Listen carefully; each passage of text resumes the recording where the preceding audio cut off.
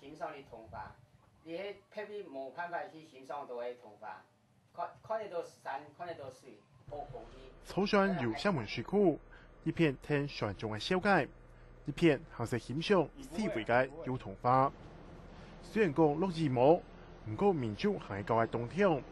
见讲按你欣赏童话，看起来蛮动静。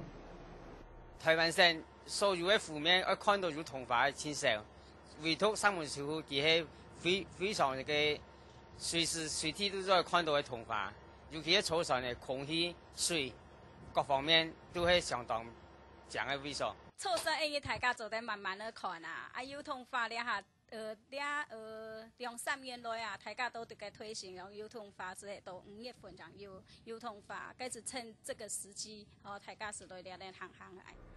非水区礼拜同文化区合作，希望就梦境款嘅上童话方式，成个下到观光客去靠中消费。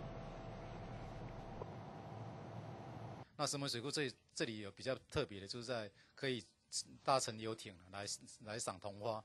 那整个游艇呢，是每20人就可以开船啊。那希望呢，大家呢，全家大小来一起搭船来赏桐花，体验一下跟路上赏桐花都不一样的地方。